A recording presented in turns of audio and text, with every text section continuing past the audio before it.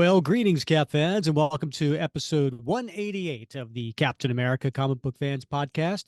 I'm Rick Fravanis, and welcome to the show. I'm your host. I've got a guy, a partner. His name is Bob Lucius. He's the best gosh darn co-host out there.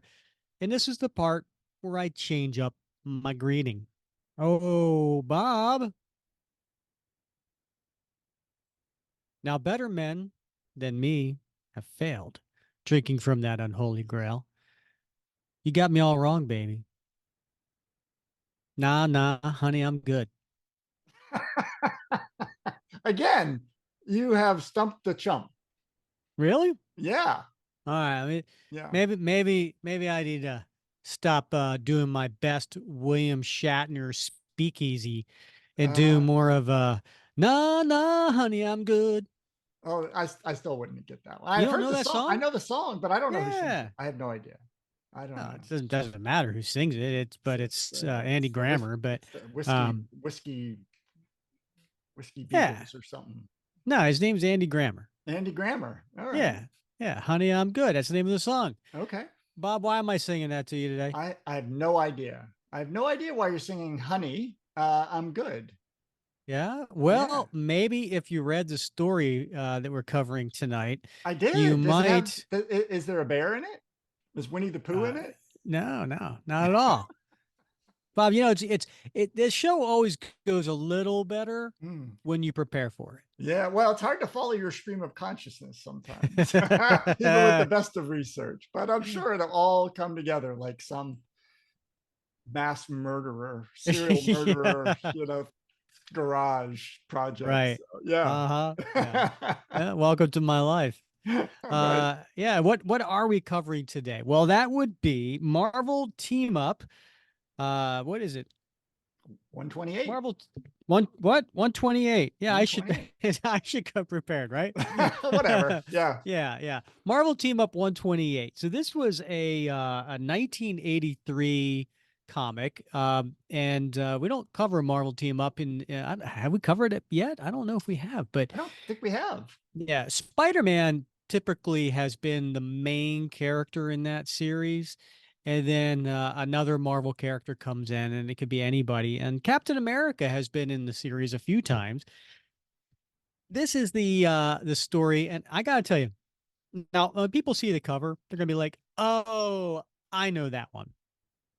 And we'll get to the cover in a little bit.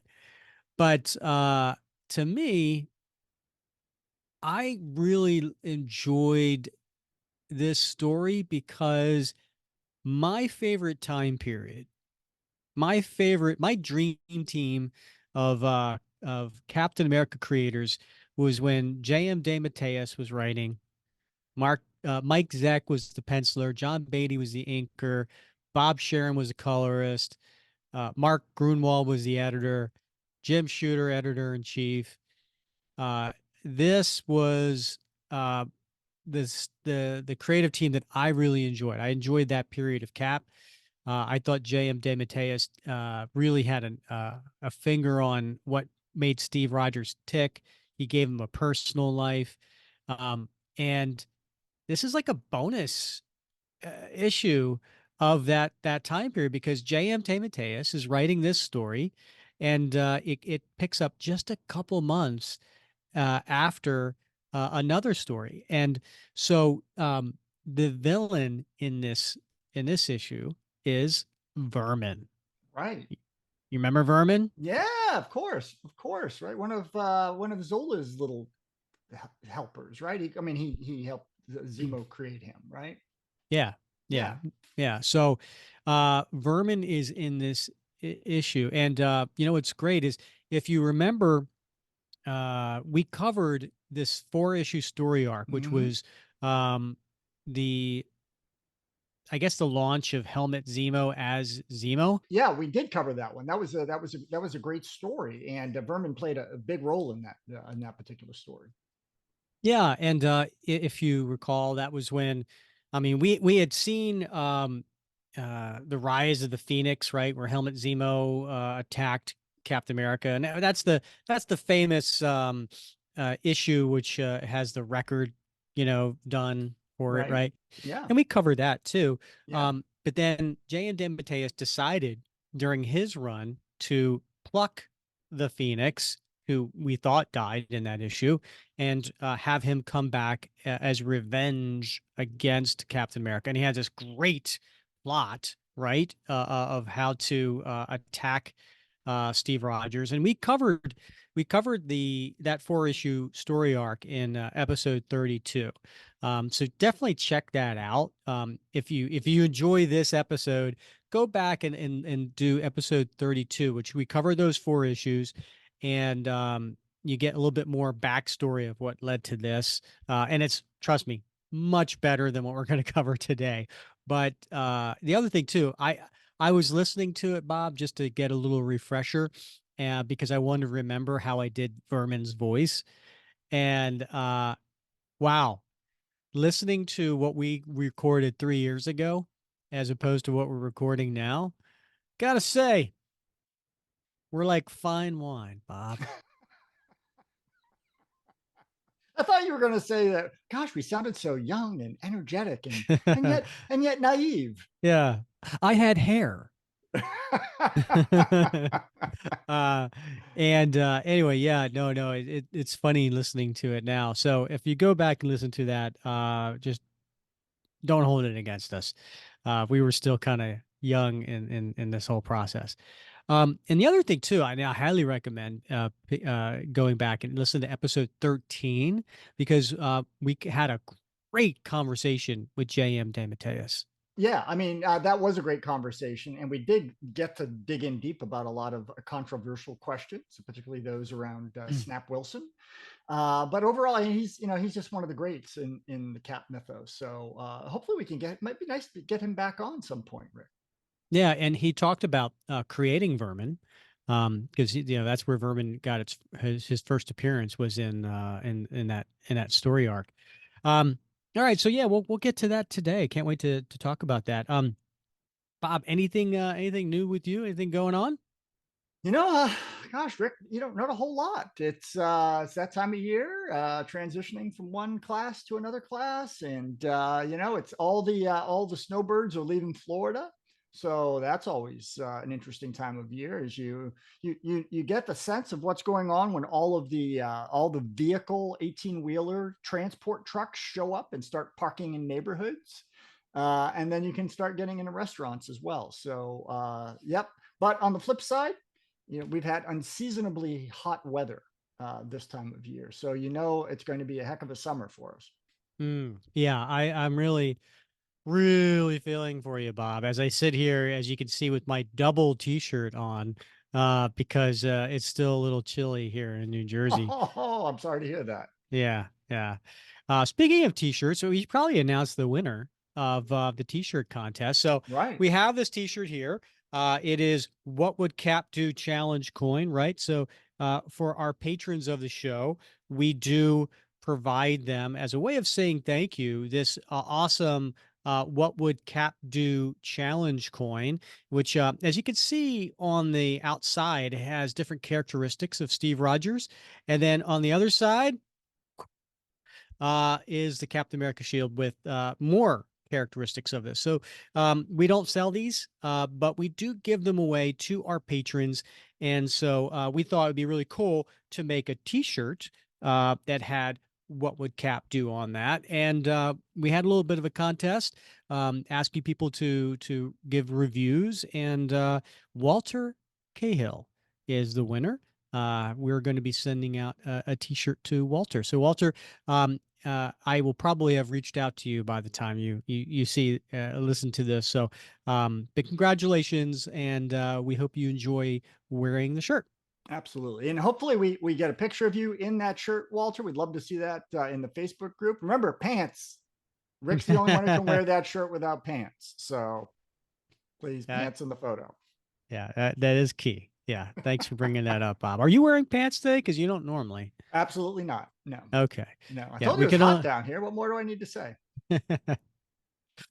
Well, I figured you might need a little support. If it's a little humid there today. That's right. Yeah. uh, It's a prickly heat. Yeah. um, Bob, I gotta say, this is a really difficult time to be recording because it's a little bit of a lull of what's going on in our listeners' world, which is in the future. Here, where we are in the past, we don't know who won the favorite capped artist bracket, right? Like we're Right. kicking off tomorrow the final four, which by the way is the same final four as 4 years ago, right? Right. It's Yeah. it's it's Jack Kirby versus John Byrne and Mike Zeck versus Ron Lim. If it's gonna go anywhere like it did the last time, Yeah. Zeck and Kirby win and then they go in and Kirby wins. I'm really hoping, I'm really hoping Byrne pulls an upset here. Mm. Our listeners are in the future.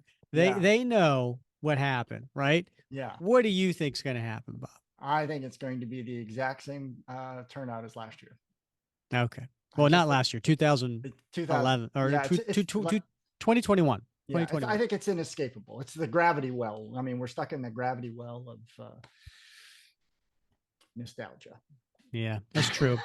Uh I do like one of our Facebook members actually posted a suggestion, and Mike Perkins, artist and guest of the show, he actually liked the idea too, and that was next time we do the bracket with artists, we pull Jack Kirby out Mm, and we call it like the Jack Kirby Award or something like the king or something to interesting. that effect, right? Interesting. And then give somebody else essentially a shot at winning it.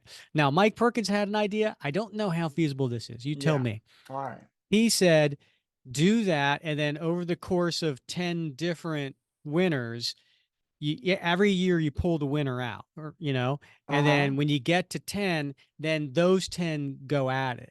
Ah, Now, interesting. number one, It's a commitment. that's going to be way over 10 years from now because we don't do favorite artists every year. Sometimes you do Yeah. favorite writer, favorite cover, favorite whatever. Yeah. Uh, Heck of a commitment. And also, I really appreciate the fact that Mike thinks that this is going to stick around that long. Yeah. That's a good point. Yeah. High praise. High Yeah. praise. Yeah. Number two, I think that if we put the top 10 winners in, then Kirby's just going to win again. He's gonna. Right. Yeah. It's gonna be the same rack and stack. Yeah. Yeah. Yeah. Right. So, Yeah. um, anyway, so that those are just my thoughts. We'll see what happens. And the other thing too that our listeners know, and we don't know, Bob, and we can't talk about it because it's going to be really boring for our listeners. But here I am, and that is, we don't know who won the Captain America fantasy draft. Oh, that's right. Yeah. And this Right. year it's even more complicated because there are four teams vying for the prize. Yeah. So you got you and me, and you got Grant Ball, and you got Mark Domeyer, Yeah. and yeah, I don't know who won. So I don't know who's Wow. got bragging rights. And, Yeah. it's May 15th. It's going to be And super awkward if it's neither of us. yeah, yeah, right. Yeah. We just won't talk about it. Yeah. Yeah. Yeah. It's like it never existed. Never happened. No, no. Uh, all right, Bob, you know what? What do you think? We should get to let's get to the issue today. What do you think? Yeah, probably a good idea. All right. So today well, hold on. I gotta visit the spinner rack, right? So All right. Yeah, get to the spinner rack. yeah, so today, as I mentioned, we're going to be covering Marvel Team Up 128. And this is the famous cover that I mentioned. And I think it's a recognizable cover. A lot of people recognize the cover. I think also a lot of people never read the issue. But, the reason this cover stands out is because it's a photo cover as opposed to 99.999% of Right. comic covers being drawn. Yeah. And so it's a photo cover, which is actually really cool. In fact, Bob, I'm going to let you take the listeners through it. Yeah. I do want to point out how many were, I think there were maybe three at most, maybe four of these photo covers that Marvel had ever done. So, I mean, it is really a small number of them. And I can remember specifically the tale, I think it was Tales to Astonish with the Submariner on it. I don't know if you remember that one. Mm. But I think there might have been a third one as well. But in any case, it's a great cover. It's definitely one that stands out. And so on the front cover of this one, we see a live action Spider-Man and Captain America standing on the roof of a building right there on the edge. And then behind them, we see the New York Life building. So we know this is around someplace, mid city, Madison Avenue. And we see the skyline. And it looks like it might be around either dawn or dusk. But it's a great cover. And Cap's, as I said, live action. And we're talking 1980s era cosplay costume. So not the stuff that you see now, but the skin tight sort of reflective lycra. And he's got the shield in his left hand, and he's got that fist ready to go. And Spidey, he's got that cosplay costume like you might remember seeing from the Spider-Man TV show in the 1970s as well. So all in all, just a striking cover. Definitely one that if I saw in the spinner rack, it would catch my eye, and I definitely would want to pick it up. Yeah, 100%. Yeah, it's really cool. And what's great is at the end of the issue, they spend several pages talking about how they created the cover. Yeah, Uh, yeah, so it's really cool. So the cover was made by a guy by Elliot R. Brown. And it was funny, they get into what camera he used, and what millimeter and what kind of lens, and all that kind of stuff. And then the actors, Spider-Man is done by John Morelli. John Morelli has a nickname of Squid. I don't know why. yeah. And then Captain America is by Joe Jusko, artist Joe Jusko. Young artist Joe Justo Yeah, at this totally. point. Yeah. Yeah, you like Joe, didn't you get a variant of his not too long ago, a few years ago? Yeah, I did. You're right. I did get a variant. And actually, I got a few copies of that because I really, really liked it. Yeah, he does. I mean, he does some great work, obviously, and has on and Cap in the past and some of those one shots. Yeah, he did. I want to say, was that the variant of a corner box logo? It was. Yeah, it Okay, was. yeah.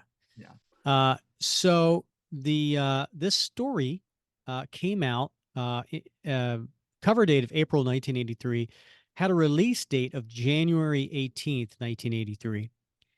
And this was just a couple months after the Captain America 278, I want to 278. say, Yeah. right?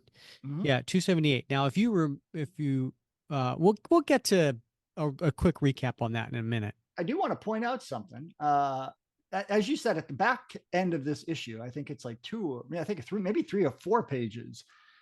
Elliot Brown writes this, synopsis of how this description, I should say, of how he made this cover. But Elliot is also the man that brings you all those technical schematics that we have seen throughout the 1980s and Oh, 1990s. cool. Yeah, Yeah, yeah. I know you're a big fan of those, right? yeah. Where the Baxter building, and Cap Shield Van, headquarters. Yeah. yeah, right. The Shield and Falcon's wings and all those sorts of things. He's the guy who does those technical drawings. Oh, that's cool. Yeah, Yeah, that would be kind of neat to have. I don't know about you, but I was kind of really enjoyed seeing that like in the back of the comic and be like, oh, and then I would spend an hour just studying yeah, it, and going through all right. the detail and everything. Yeah, when I was a kid, I mean, I didn't draw heroes and and stuff like that, but I like to draw like schematics like that. So I'm sure I was influenced in some way by Brown's contributions in the handbooks and in the issues as well. So Yeah. And did you get in trouble for it? Because like what were you, all those, weapons and guns and the yeah, inside, and like this is how you clean a barrel, and yeah, it wasn't as frowned upon back then as it would be now. Now you would definitely get in trouble. Yeah, you start drawing that stuff in class. speaking of on just timing and everything. All right, I got a bad dad joke for you. Ready? All right, lay it on me. All right. Did you hear about the kidnapping in school? I didn't hear Yeah. about the kidnapping in school. It's okay. He woke up.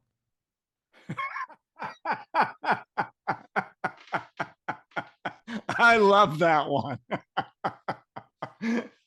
Oh, I can't wait to use that one. Oh, man. uh, Can't wait for the yeah, semester to start. yeah. There you go. Right. Uh, Hey, get your book out. Write it down. Your I already you already ready? got my professorial red pen. I'm ready Uh to go. huh. So, yes. Very nice. So the creators for this particular story, as I mentioned before, the writer is J.M. DeMatteis, penciler is Kerry Gammill, and inker Mike Esposito, colorist Glynis Wine. I'm not familiar with that name. Letterer Joe Rosen, he's been around for a while, and then editor Tom DeFalco. And the name of the story is Bob. Sweet temptation, little sweet. was, was that like your little version of Prince? Yeah. Do you know those commercials for Dr. Yeah, Pepper? Yeah, the little sweet yeah. guy. I always like. I have a soft spot for that. I do that around the house a lot. Little sweet, the sweet one.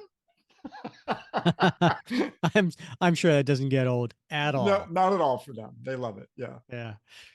All right. And I like the title. There's remember I told you about a few pages they did about how they made the cover. They actually have a title to that. It's called "A Cover Is Born." Nice. Yeah. Yeah. Yeah. All right. The other thing too that I want to point out on the cover is it's a corner box. So in the corner box, you see two heads. I miss that. I know I've said that before. Yeah. I miss seeing the heads of the characters that are in the comics. Hmm. I and Marvel, uh, the Avengers when they had all the different heads, the Yeah. X-Men, or Fantastic Four or whatever. So this one they have Spider-Man and Captain America. Now I could guess who did the Spider-Man, but that Captain America is definitely John Byrne. And I think it's the same John Byrne cap head that he would have in the Avengers Yeah. in the corner box. And then you get 60 cents, Bob. 60 cents gets you this back in 1983. It's a team up. You get two characters for the price of one. Yep. And you know what? On the back cover in 1983, you know what was getting popular? Home arcade Oh, entertainment systems, right? those were the days. Yeah. So this one was Reactor, the game Reactor. I don't remember that game. I do not recall.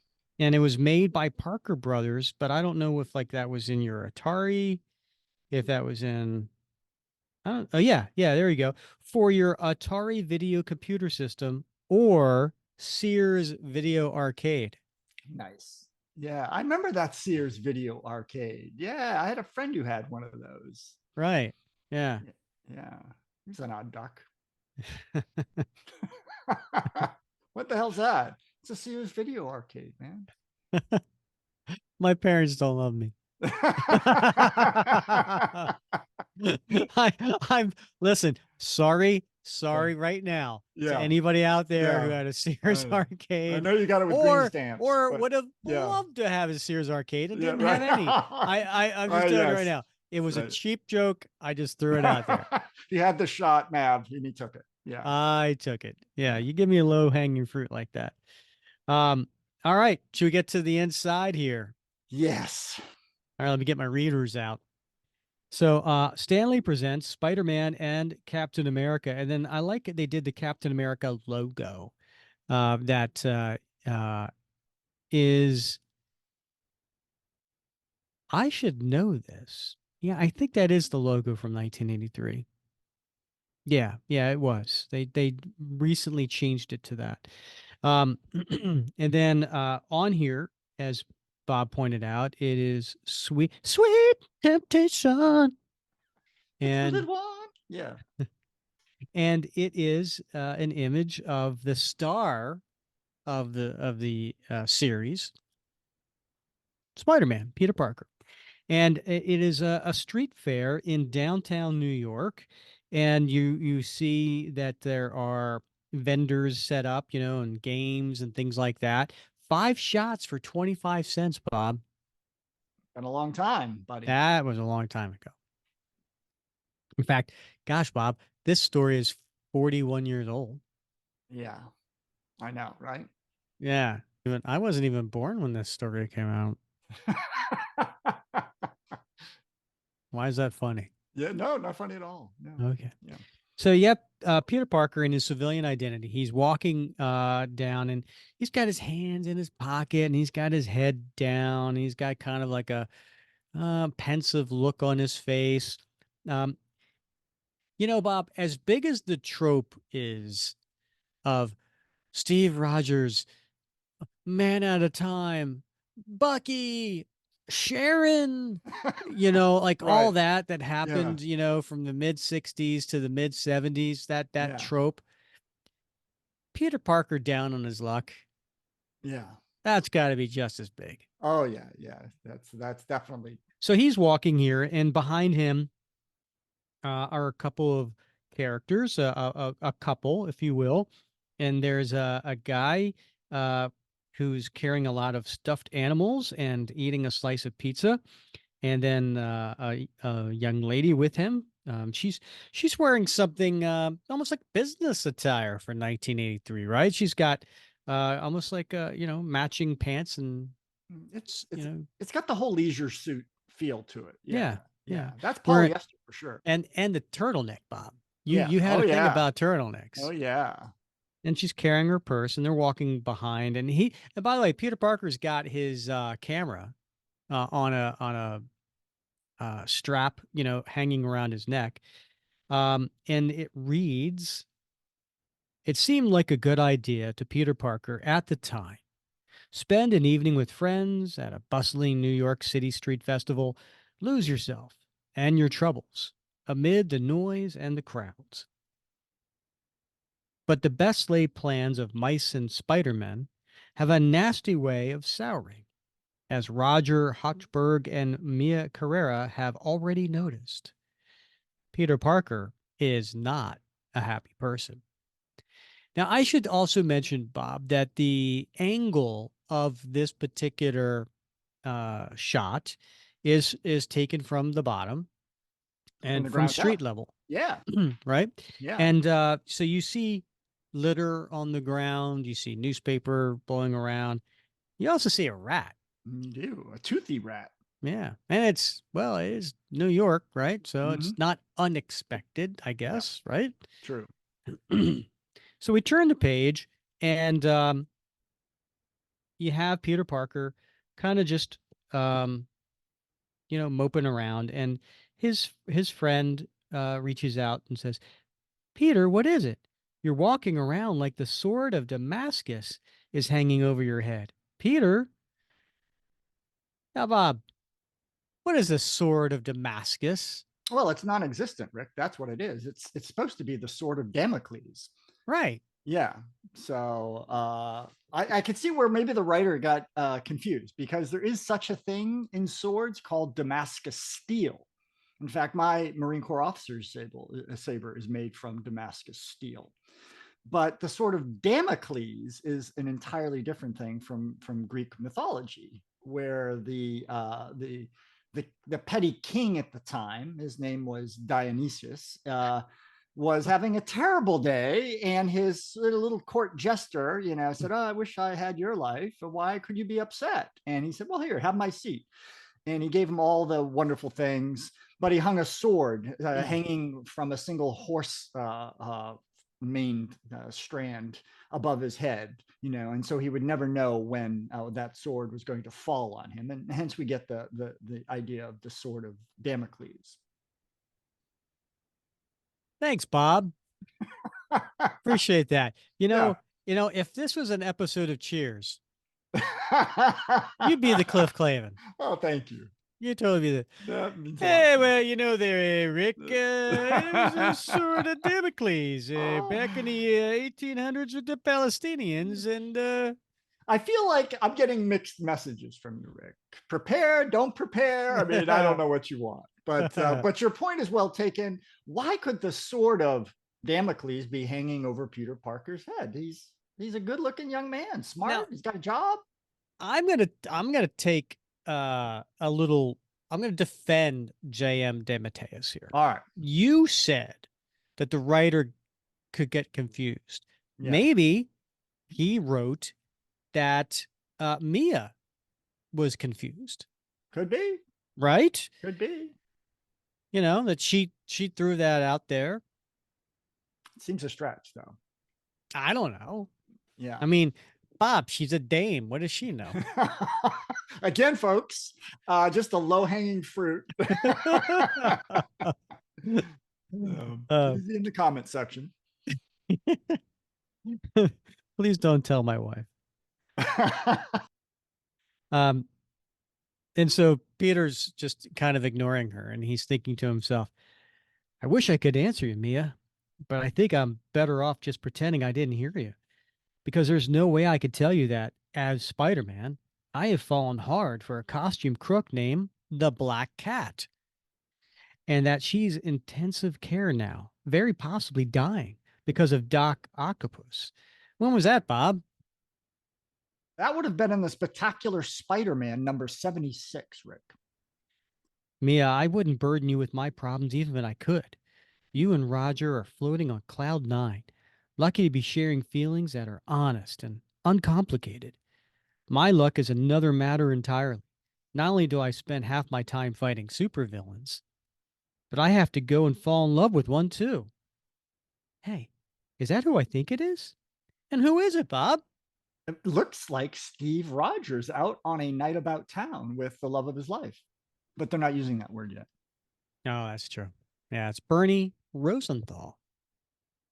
Oh, Steve, this is so much fun. Look at us out on the town like a normal couple, and we haven't once mentioned you know who. You mean Captain America? Who else? Now, wait a minute. Whoa, whoa, whoa. How does she know he's Captain America? Rick, you would know this if you've read the comics, right? I mean, he eventually had to open up to her. He didn't open up to her. She figured it out, Bob. I Well, he think it had was to admit around it, though. issue around 275. I think it Yeah, was around the time where that happened. And just um, prior to the Zemo story. Yeah. yeah, yeah.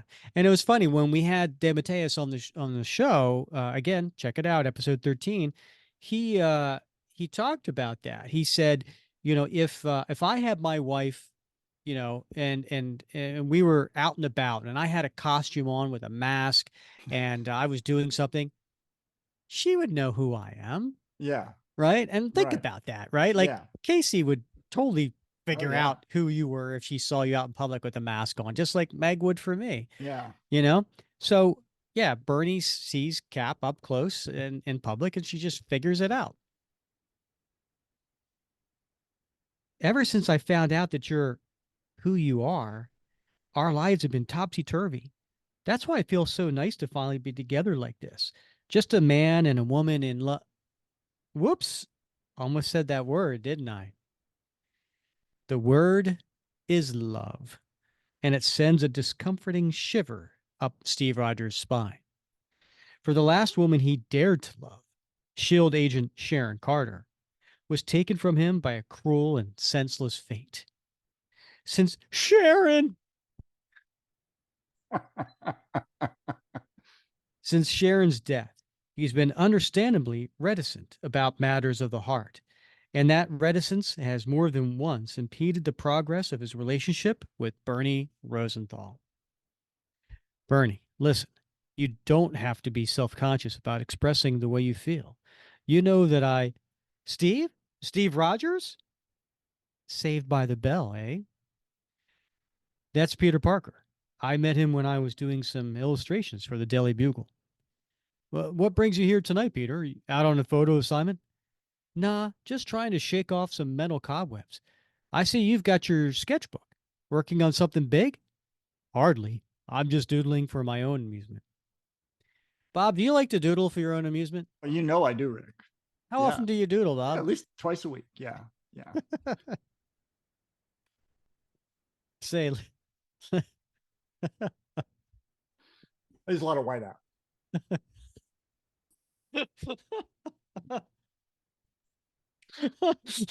No, it's just artist supplies, Rick. Come on. I am not touching that low hanging fruit. Best for the both of us. Yeah. So. Say, let me introduce you to Bernadette. Introductions are made, greetings exchanged, and 30 minutes of gaming and gorging later. Hey, by the way, thank you, JM, for just getting past all that. We didn't, none of us cared. That's right. Small talk. So, what Rogers throwing at one of those three throws for 25 cents. Watch this, Mia. I'm going to win you another prize. I think I've got enough, Roger. And she is. She's holding a bunch of things and she's just reapplying her lipstick. What's the matter, Peter? You look startled. And with good reason. My spider sense is buzzing up a storm, and that means trouble. And as Roger's about to throw a baseball, what happens, Bob? Oh my goodness. A rat jumps down off the tent's roof onto his shoulder. A rat. A slimy, disgusting rat. Oh my gosh. There are dozens of them all over the place. They're like an army. An army of rats? No, it couldn't be. That's not our only problem, people. Look over there. And you turn the page, and what are we seeing, Bob? Oh my goodness. Well, first of all, there's rats everywhere jumping and cavorting about, but then we see among them vermin. Okay, I'm not seeing the same thing, Bob. When I turn the page, I see a Hubba Bubba ad. Way Oh, to give it away. I miss Hubba Bubba. Actually, I'm sorry, Bubble Yum. Bubble Yum. Oh, yeah. Yeah. Oh, now I see what you're talking about. Yeah. They look, but what they see is not pleasant. For the rats have been joined by a feral-eyed pack of wild dogs that cuts a sharp-toothed path through the terrified crowd, clearing the way for their lord, their master. Vermin, the man. I almost said man bat because we know the character Man Bat. He's a little bit more Right. famous than Vermin, and the R kind of looks like a B, Yeah. but it's the Man Rat. Come, my friends, while the soft-skinned idiots flee and panic, let us forage for food. Let us feast.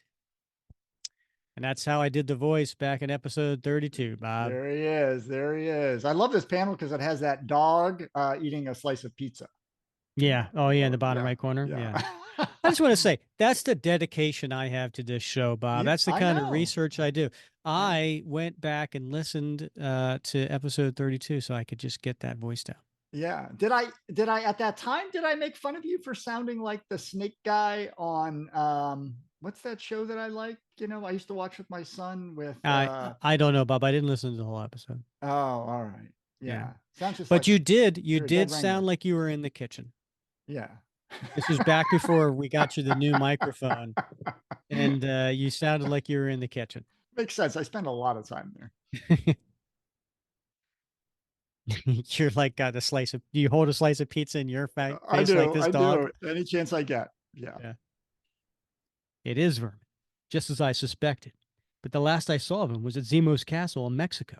How did he get back to New York so fast? Dumb question, Rogers. You made it, didn't you? And that lunatic is nothing if not resourceful. Resourceful, and by the looks of things, more brutal, more uncontrollably savage than ever. Parker's doing his job, snapping shots of the mayhem for his paper. And it's time I did mine. Roger, my apartment's just a few blocks from here. Take my keys and get over there. Fast. You and Mia will be safe there. What about you? I've got to stick around and get some more pics. Stick around? Are you crazy, Peter? No, just greedy. Jameson will pay me a fortune for these. Go. Get out of here. But Peter. Come on, Mia. We better do what he says. Terrific. Now if I can only find a place to change. Bernie, Steve, so help me. If you tell me this is a job for Captain America, it is. Can't you let the police handle it for once? Take a look over there, Bernie. Then you tell me. And what is he referring to, Bob? Well, in the very next panel, we see Vermin flipping a civilian over while he's taking out a police officer who's trying to subdue him with a billy club. So what are you waiting for? Go stop that hairball. That's precisely what I intend to do. You get back home, and I'll call you in the morning. I'll be waiting. How would you describe that look on Bernie's face? Uh, he's got this. Have you been watching the new Fallout series? No, I have not. A lot of talk about the Ellie Purnell who plays Lucy, the main character in the Fallout series, because she naturally has those very big eyes that you often see in video game female characters. And Mm-hmm. Bernie looks just like that in this. She's got super big eyes, and she's got sort of from the lower half of her face is really non-expression, but the upper half you could see that she's got her eyebrows stitched up, and there's a great deal of concern and worry as she leaves Steve to his devices. Bernie deserved better than this. But what else can I do? I'll make it up to her somehow. But for the moment, and he's running into a building. Return the page. I need an out of the way place to switch into my fighting gear. And this is about as out of the way as you can get. And he runs into the men's room and he goes into a stall. So come on, Rogers, move. And then he busts out of the stall and he's in full Captain America garb with the shield. With Now, the shield. Bob, where the hell did he have the shield? Right. Yeah. But he's got no case. He's not like carrying a backpack or anything, right? He's got a loose fitting sport coat on, but it's hard to imagine how a shield could be hidden under that sport coat, but somehow he managed. I've never, ever bought that, ever. Yeah. In any form of any artist, any writer, any period, that Cap can wear his shield on his back and put on Yeah. a sports coat and people wouldn't know there's a shield behind him. Right. Yeah. It does ask you to suspend disbelief for a bit. Oh, right. Like I totally did that with the man rat, right? But you put a shield under a sport coat and That's I'm it. gonna, You crossed the yeah. red line. Yeah. So he busts out of the stall in his uniform, and busting out of the stall two doors down is Spider-Man. Spider-Man. I seem to be running into you in the strangest places lately. Rooftops, men's rooms. That is the 80s. So What the hell does that mean? I don't know, man. I don't know. Uh yeah, isn't this a glamorous profession?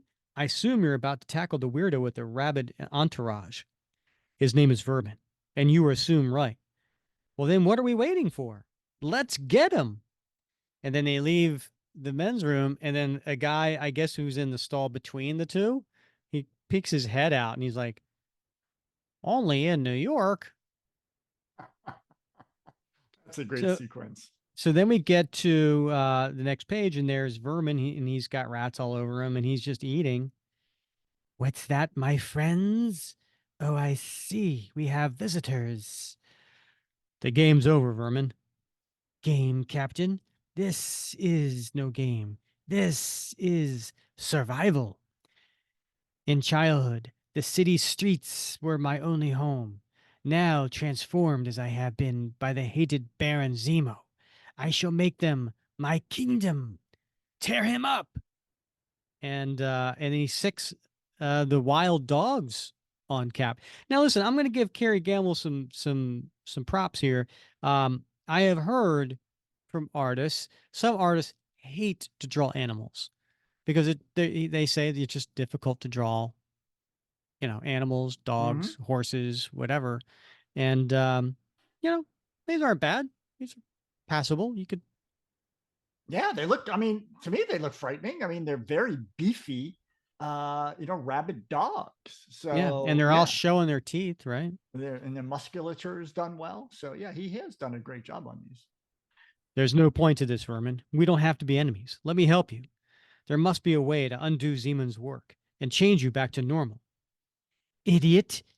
When I was normal, I was a starving, pitiable wreck. Now at last, my friends and I have power. You don't mind if I test the limits of that power, do you, Musketeer? Oh, I get it. Mouseketeer. Nice. Because, you Yeah. know, he's Yeah. kind of like in the It's a mouse family. it's a Parkerism. Yeah. The only one doing the testing, fool, will be me. Nope. And then next thing you know, dozens of rats just start swarming Spider-Man. Although warned by his infallible spider sense, the web spinner pauses for a matter of seconds, stunned and shaken by the sight of the veritable ocean of red-eyed creatures suddenly skittering toward him. As the first wave descends, claws and fangs, shredding cloth and flesh, Spider Man topples groundward, overcome not so much by weight of numbers, and as by a deep rooted and unshakable revulsion. Yeah, I get that. I Yeah. get that. Next page. Vermin's not going to let up until these rats have gnawed the wall crawler right down to the bone, which means it's time for me to stop waltzing with these hounds and lend a hand. Now, that top panel, we're seeing Cap stretched out in a very unique way. It's very reminiscent of Frank Robbins, Hmm. Interesting. I'm not right? sure I see that, but I'm not that, it doesn't Eh, strike me as Frank Robbins esque, but Well, Frank Robbins took liberties with mm, how people's bodies work. went, Yeah. you know? Right. Yeah. And so here we have Cap's one leg directly behind him, another one directly in front of him, right? I mean, Yeah. they're spread out as far as you can go. Yeah. And then the same thing with the arms. One Yeah. is directly in front, one's directly behind. It doesn't seem like that's a natural position. Yeah. It's hard to imagine like what's going to happen next in terms of the stability of like how can he maintain his balance or Right. yeah. So he takes a hose and he sprays Spider-Man to get the rats off of him. Thanks, Cap, a lot. Now, if you don't want to end up as a bowl of red, white, and blue gravy train, I suggest you take a flying leap. And I mean that quite literally, because Spider Man webs a net and Cap leaves it so that all the dogs are netted. Sound advice, son. No, I don't want to go. I want to stay. I want to kill them. Yes, I know we got what we came for, but very well then. But next time. I see Vermin took advantage of the confusion to make good his escape. Him and everybody else. What is it with that guy, Cap? I faced slime in my day, but he gets the Golden Sewer Award. Vermin's like some human bacteria, spawned in the gutters and back alleys of the city. If there was ever any decency, any dignity in his soul, it was bled out of him years ago. And let's not forget his breath. He's got very bad breath. Who? Oh, it's my favorite agent of S.h.i.e.L.D., Gail Runsiter. Now, Bob, if you Yes. recall, a couple of things about Gail Runsiter. Oh, I sure do. So, a couple months ago, we saw her and leading a band of S.h.i.e.L.D. storming the castle in Mexico to rescue Cap. But what they Yes. didn't know was that Cap had um, convinced the mutates to surrender and be peaceful, and they just Shield just saw them as monsters and started firing on them and killing them. And Cap was really upset with her, and he was calling her all kinds of names. I remember he called him, you fool, you idiot, and things like that. Which was pretty harsh. For Cap. But Yeah. yeah, but it was in the heat of battle, and he was begging them to just stop doing what they were doing. Did your boss, Nick Fury, send you over to check up on Vermin, Gale?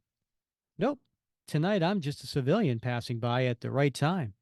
Care to join me for a walk? Well, I. Don't worry about hurting my feelings, Cap. I've got to get going anyway. See you around, pal. And Spider Man heads out.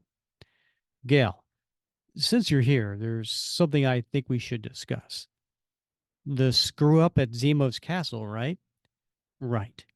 Look, Cap, I know we did a dumb thing just barging in like that, but we thought we were saving your life. That's the whole problem. I specifically told Fury to keep out of it. You and your attack squad jeopardize innocent lives. Would it help if I said I'm sorry? Because I am. Could hardly sleep for a week. I was so upset after the way you yelled at me. I guess I did lose my sense of diplomacy at the time. Diplomacy? I thought you were going to belt me. Uh, would it help if I said I'm sorry? They share a smile that relaxes nerves and lowers defenses, and soon Cap's back at her apartment, sitting on the couch. And she is bringing him a refresher of, looks like, coffee. Glad you decided to come up to Chateau Runcitter for coffee. Do you like the place? You, hey Bob, when people come over to your house, do you say, "Welcome to Chateau uh, Yes, I do. Bob," or what do you Yeah. call it? Yeah, s.h.i.e.l.D. Shay Bob. Yeah, it's not quite a chateau.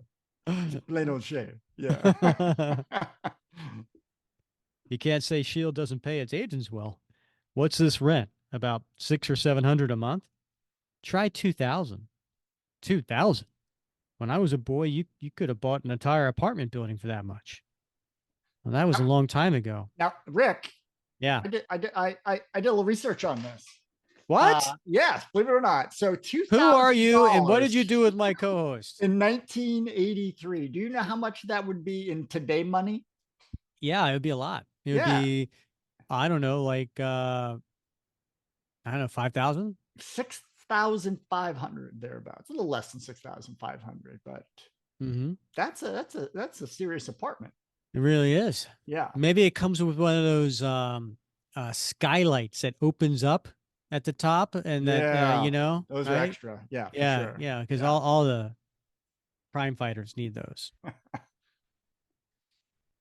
Well, you know what they say, you're not getting older, you're getting better. I must confess, sometimes I wonder. Don't. You're one of a kind, Cap. You're special.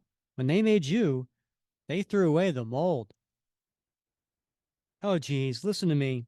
Miss Cliche of 1983. I appreciate the kind words, Gail, but they're more than just kind words, Cap. Since the day we first met, I haven't stopped thinking about you. There were so many times I wanted to call you, talk to you. Talk? About what? Oh, I can't wait to get to this. I gotta turn the page. Ah, more double ads. Wait, hold on. Us. And she looks at him. What's that? It's creepy, but that's just creepy. Yeah? Yeah. Yeah. Us. She's like trying to like peer into his soul, you Yeah. know? And then Cap looks back. How would you describe his look back? Now this is I love this panel because he's like, what the he gets just like, what the hell? Right. And I love the fact that he's got like a triple chin. He's like pressed his Oh, head on the right side? On back. the Yeah. side? He's like, Yeah. oh my gosh. And then there's a little within inches the mouths. So he's sitting down. So she's Yeah. coming in for the kiss, She is right? coming in strong. Yeah. I'm feeling a little Steranko vibe here. The only thing that would improve this panel is if you could just see the tip of her tongue. Yeah. Just, It needs a soundtrack. Boom, chicka it boom, does. It boom. does. Yeah. And then Cap gets up abruptly. No. What is it, Cap? What's wrong? This is wrong, Gail. It's not that I'm not attracted to you. I am. But I've been this route once before with Sharon, and I've left me with a heartache that's only beginning to fade. Sharon! I still miss you. You see, I found someone who really loves me. Not this suit, not the legend, me. And I'd be an utter fool to throw all that away for a moment's pleasure. And by the way, I think Gammill said, "Ooh, I should probably draw the shield a little smaller than normal so it looks like a sport coat could go Could over fit it over because it. it's on his Yes. back right now." Yeah. Right? Yeah. Oh, it's the one by Mattel. Yeah, pretty Yeah. much. But you wouldn't be throwing anything away, Cap. No one would ever know. I'd know, Ah. Gail. And that's one person too many. Good night, Gail. Yeah, good night. And what did he say? No, no, honey, I'm good. There it is. I can't believe I didn't make that connection. You With it took even you the wait a minute. You even didn't with even my make it now abundant until I said that? no, even with my abundant research, I cannot believe I could not peer into your head and pluck that clue out. And then we cut to Peter Parker, the Chelsea apartment of Peter Parker sometime later. Ooh, I ache all over. If it wasn't for my incredible recuperative powers, I'd probably be in the hospital by now. Well, then, at least I'd be near the black cat. Then I'll take a quick shower and get over there to check up on her. With Dr. Octopus still at large, her wounds aren't the only danger. And he opens up his door, and who's there, Bob? Oh my goodness, it's Mia and her Mia? leisure suit. Mia, what are you doing here? You gave us your keys, remember? What happened to you, Peter? You look terrible. I'm all right. I just got jostled around by the crowd. Where's Roger? He was feeling a little queasy, from the rats and all, so he went home. Why did you stay? Actually, it was Roger's idea. He wanted to make sure you were all right. You might not think twice about running off into the middle of a riot, but we were worried sick. Sit down while I get something to take care of those cuts. So she goes into the bathroom medicine cabinet. Boy, Mia, you really don't have to sit. I'm sitting. Let me know if this stings too much. And she's putting some like antiseptic on some of his cuts on his forehead. What a living doll. She's pretty, she's intelligent, she's warm, she's normal. I'd give anything for a woman like her. Someone I could relax with, forget about Spider-Man and supervillains and saving the world. What is it, Peter? Why are you looking at me like that? Mia, and she has her hand on his shoulder, and he puts his hand on her. Yes, Peter. Now, Bob, how would you describe that look? Hopeful. I think she's got a hopeful look on her face, but also maybe a little skeptical.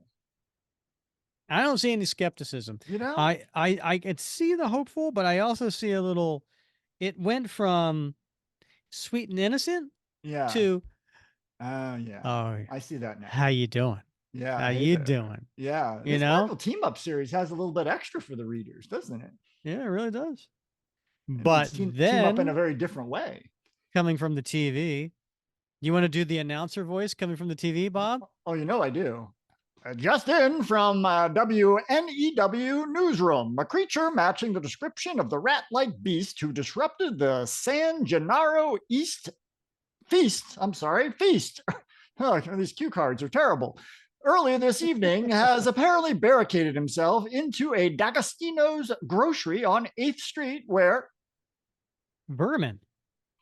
Look, Mia, I think all the excitement tonight has got me in a bigger tizzy than I realized. I really need to get some sleep. Sure, Peter, but do you need money for a cab ride home? No, I have my car, but great. Then I'll just be heading for the shower now. Glad you could come. Thanks for the first aid. See you in school. But Peter, and he kind of shuffles her out the door. What was that all about? That was Peter going, nah, nah, honey, I'm good.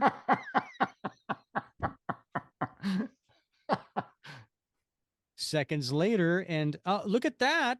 Peter's jumping out of his skylight from his apartment and hopping into the next building and then shooting a web. That bulletin was like a blessing. I can't believe what I was about to do. Another moment, and I would have been pulled Mia close in, and who knows? It's bad enough that I was thinking of betraying Roger's friendship and the Black Cat's love, but what would Mia have done? Probably screamed and called the Vice Squad. That's what. I know I'm under a strain, tense and depressed, but Lord, I never realized I could be so weak. Maybe a little mayhem and madness will help me forget about it. For a while, at least. And he swings in front of D. Agostino's. D'Agostino's, yeah, It's a D'Agostino's. hard name to say. It is. It is. Spider-Man, I hate to say it, but we could use your help right now. So there's a whole bunch of police there. Sweet of you to admit it. What's the situation? That nutcase went on a rampage in there, nearly killed the manager and some customers before they got out. Every time we try to get in, those rats and dogs of his force they force us back. And Cap comes running up. We'll take it from here, officer. Cap, I guess you listen to the same radio stations I do. Ready for another shot at the maniac? Ready, willing, and able. Uh, Interesting. I thought that was a TV, but I guess it was a radio where you did the announcer voice. Oh, right, right. Yeah. Oh, yeah. I guess it does look like a radio. You see that? It looks like a speaker in the back. Yep. And so they get into the front door of the store. Um, Winghead, how come we're tippy-toeing in here and no gross little mousies have scampered out to greet and eat us? I'm betting the Vermin knows we're here, and he wants us inside, where he can use the shadows to his advantage. But the question is, where will he strike from, and when? According to my ever attentive spider sense, right there and right now. And sure enough, Vermin's jumping and leaping onto them. Die, die, die! Eloquent sort, isn't he? Fast, too. If I hadn't dodged just then, what would have happened, Bob? Well, Vermin would have landed on top of him. Next page. We were simply stocking up on provisions for the winter, Captain. But since you have so stupidly decided to join our little party, don't tell me you're going to kill me, right? Not just kill you, Captain. Rip you from bloody limb. No, what are you doing? Now, Spider-Man, while I've got him tripped up, grab him. You don't have to tell me twice, Avenger. I owe this creep. Try to stop me, man spider. I dare you. Vermin shall leave you crushed and begging for death. You know, Vermin, there's something in your eyes, in your voice, something that reminds me of everything rotten, vile, and sticking inside us, all the inner monsters men hide from themselves. And tonight, of all nights, I don't want to look at you a second longer than necessary. You won't. And he throws him into a display of cans going everywhere. Some employee's going to come in the morning and was like, I just did that. Yeah, exactly. Lord, Vermin tossed Spider-Man off like so much dead weight. But with his reflexes and his agility, the webhead shouldn't have been taken out so easy. Ah! Walls raised my shoulder. Another inch and he would have my throat. My fighting's as sloppy as Spider-Man's. And that's because we're both reacting more from our guts than our heads. Just being around Vermin seems to trigger some primal, animalistic response that clouds the. And he throws his shield. Blast! Missed him. You're not paying attention, Captain, and such inattentiveness could prove fatal. I gotta tell you, he doesn't talk like a rat creature.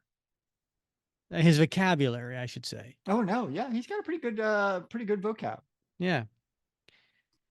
500 pounds of shelf slams America's greatest hero to the floor. And the last sight Captain America sees before unconsciousness engulfs him is Vermin's hate-twisted countenance. At last, and now too. What's that? No, this time we're not leaving. I said no, and he tosses a rat aside. I want Captain America's head, and I ain't going to have it. And he's about to strike at with his claw at Cap's head. Think again, scumbola. That's a new word. I don't think I've ever said that before, I have Bob. never ever used that. And he uses his uh, Spidey webbing to get his the back of his claw, and it makes a little noise, Bob. I ache in places where I never knew I could ache. There's a chorus line of Rockettes kicking around in my head, but mister, you're not laying a finger on Captain America. Idiot! You forget that Vermin does not stand alone. Attack, my friends. Attack! Where are they? They could not have abandoned their beloved master. Your friends have more brains than you do, Vermin. They know when to retreat. And Captain, I guess, was pretending to be unconscious. I think he just came back to consciousness. Well, okay. I think probably right, but I'm defending Cap because I think it's lame that a 500-pound shelving unit knocked him into unconsciousness when it didn't even hit his head, Well, maybe it just knocked the wind out of him. just like he pounds Vermin. You okay, Spider-Man? I will be, just as soon as I web Mr. Charm here up nice and tight. Cowards, cowards, set me free. I'll kill you both, kill you both, kill you. And Cap looks down at him. Silence. Next panel, Spidey looks down at him. Silence. Come on, Spider Man. Let's get the devil out of here. I'm with you, partner. Like I said before, I don't want to look at him a second longer than I have to. Kill, kill, kill, kill, kill. That reminded me when I read this. Did Uh-huh. you ever, during Thanksgiving, listen to Arlo Guthrie's um, uh, Alice, um, I don't think so. Alice's restaurant? No. Ah, ah. He- So up in the area where I grew up, it was a ritual in the Philadelphia radio station that every Thanksgiving they played Alice's Restaurant. It's by Arlo Guthrie, Uh-huh. and it's a very long song. It's like 12, 15 minute song. It's a story, and he's just telling a story with the guitar, Uh-huh. and it's a story of Alice's restaurant, and it was a protest story basically, and one of the guys, um, uh, the singer, the narrator of the story, he gets arrested, and in but eventually it's during the war, and there's a draft, and the sergeant asks him, "Why do you want to join the army?" And he figures, he's going to act crazy, and he goes, uh, I want to kill. I want to kill. I want to kill. I want to kill, kill, kill. And so when I Yeah. saw this, that's what it made me Yeah. think of. Now, the funny part of that song is the sergeant's like, "You're our boy." Of course. All right, so we get to the last page here, Indeed. and it is the two of them up on a high building looking down on the store, the Gastinos. Well, this was certainly been a night to remember. As far as I'm concerned, it's been a night to forget. Why? Because you saw something in Vermin that's also in yourself. That was pretty Yeah. stretching it there, Yeah, Cap. they just they got a yeah. Yeah, the life lesson out of this story is a bit of a stretch, but That's nothing to be ashamed of, son. You said it yourself. All men have those monsters lurking inside. If I learned anything in my years on this earth, it's that we've got to drag those monsters screaming into the light if we're ever to be rid of them. I I guess you've got a point there. Now, if you'll excuse me, I've got to be on my way. There's somebody special waiting for me, and I swear I've never wanted to see her more than I do right now. Cap runs off. Yeah, I know what you mean, Winghead. I know just what you mean.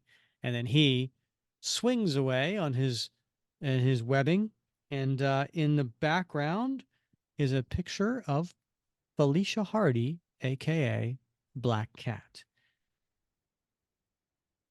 All right, Bob. I'm not going to get into the making of the cover and anything like that. I think we can skip that part. But what'd you think? What'd you think of this story? It's a fun story, right? I mean, there's a lot going on here. A lot of love tension. These guys, they need to get some action, I think. But I'm thinking like 1983. I was probably what a sophomore in high school when You were this was. hoping to get some action too. Yeah, so I could see how like this might resonate with me as a sophomore in high school, and love Lorne and all that sort of stuff. Poor Peter Parker, this, that, and the other thing. These temptations. There seems to be a lot of that going on No, in the Bob, it's story. Sweet Temptations. There it is. There it is. Right. But then we got Vermin, right? We got Vermin, the animalistic side of our inner passions. And so a very tenuous connection there at the end, between these temptations we have and then the far more worse animalistic temptations and passions of Vermin. But it's a fun story, right? We got Peter Parker cracking jokes. We got Steve Rogers moralizing. It hits all the right spots. And we get to see Bernie. We get to see Steve out of costume.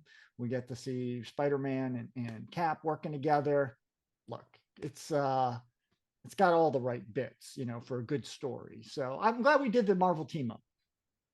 Yeah, yeah, me too. I again, I saw this as a kind of a continuation of the J.M. DeMatteis story from just a couple months earlier, and it's kind of like a bonus story as far as I'm concerned.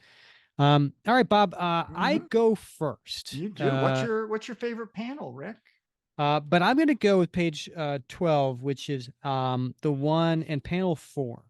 And this is when Spider-Man was coming out of his skylight, Uh huh. right? And he comes out and he's leaping, and then you know, I just like the way it's set up. You got the city skyline behind him, and not even skyline, right? He's in the city, and he's on the rooftops, and you see all the different buildings. And I like the angle of the way Spider-Man is kind of putting his hand down, and he's jumping, and he's shooting his web with the other one. So I like that panel. That's my favorite panel. Yeah. All right. Good choice. No cap in the panel. No cap panel. All Yeah. right. Bold choice, Cotton.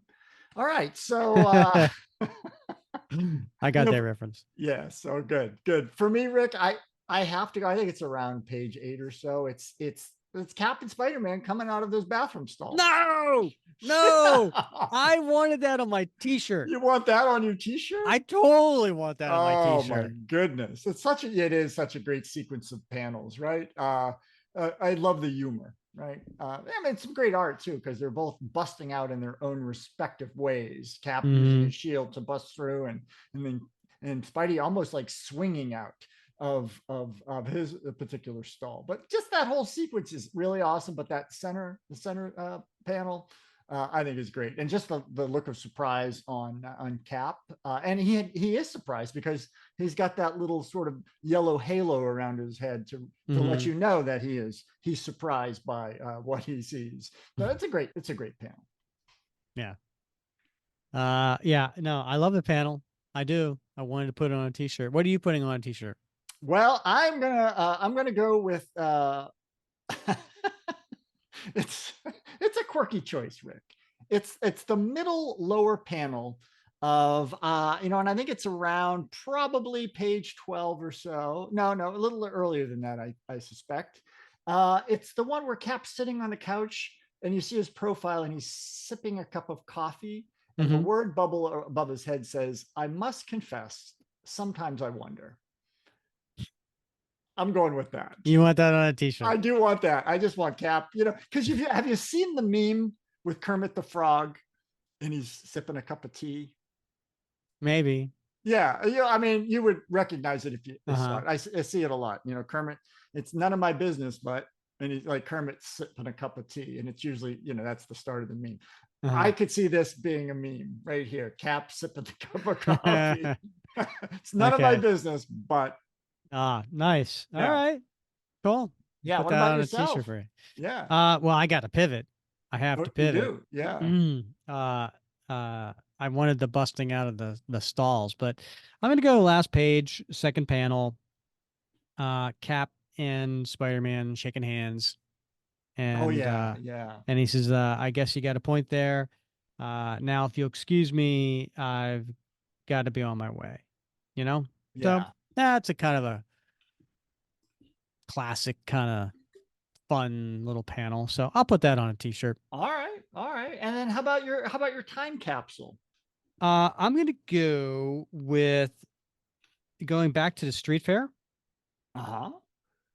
and I want to say it's page 5, panel 2, and it is where Peter Parker is running away, and he says, "No, just got greedy. James will pay me a fortune for these," and he's running away. In the background, you see a kissing booth, Mm. and yeah, exactly, just Yeah. like that. Yeah. Right? Yeah. Yeah, and it's a kissing booth. They don't do kissing booths anymore, at Yeah. least not the festivals that I go to. But yeah, I would say that's a point in time, right? Yeah. That's definitely uh, kind of states a time period back then, and yeah, you don't see kissing booths anymore. No, I'm not going to lie to you, Rick. We used to have the carnival come to town every year where I grew up in Drake, Massachusetts, and I used to really look forward to two things. One of them was elephant ears, Oh yeah, yummy. fried dough, with the powdered Hmm. sugar on. And the other thing is looking for the kissing booth, which they never had, and yet I religiously walked that entire carnival ground every single year in hopes that they would have a kissing booth. And how A, old were you? a lot. Oh, well, I was definitely from the time I was in middle school to the time I was in high school. Yeah. So uh, I gotta definitely. tell you, if there was a kissing booth, Yeah. I don't want to kiss that person. Oh my God. How many people has that person kissed? And more recently, you know what I mean? Like I'm I'm not I'm sure I not thought of that I'm as a not young. standing in line Yeah. to kiss somebody because I'm like, all right, let me look at the few people in front of me. Okay, I'm basically kissing them too. Okay. Yeah. That's a good Yeah. point. Yeah. Mm. It's a good point.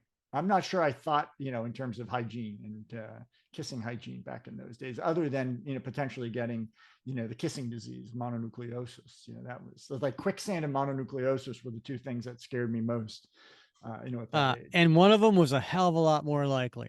That's true. So Bob, next episode, we're gonna go back to what we call a recap.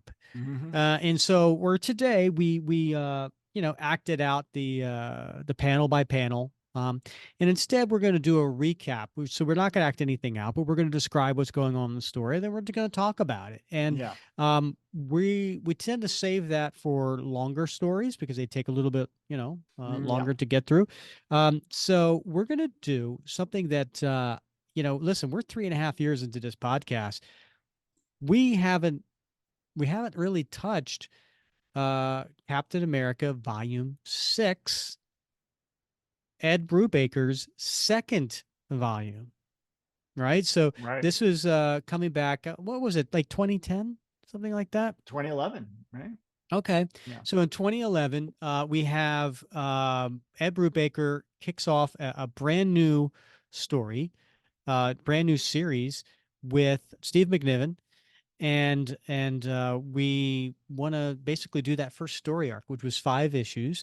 And for those who maybe haven't read it since 2011, it was one that had Johnny Bravo, where there was a story of somebody that Cap had originally worked with. I guess it was during World War II.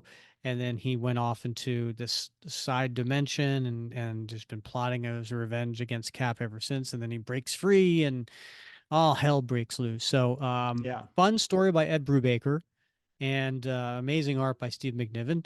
And so, we'll do that first story arc, issues 1 through 5, and we'll do a recap. Yeah, that's going to be fun. And I love that particular arc because it has a connection to the timely Golden Age stories. So a little bit of research on Brubaker's part, I'm sure, to pull that together. But it's sort of a fun, quirky little aspect of that arc. Absolutely. That'll be a lot of fun. So come back next episode for that. Bob, as always, had a lot of fun wrapping cap with you. I have two, and I cannot wait till next week. All right. He's Bob Lucius. I'm Rick Verbanis. And you, if you don't mind, please rate, review, and subscribe wherever you listen to this podcast. If you're on YouTube, smash that like button. Make sure you subscribe. Give us a review on YouTube as well. We always appreciate that. And maybe we'll even talk about it here on the show. And as always, thanks for listening to another episode of the Captain America Comic Book Fans Podcast.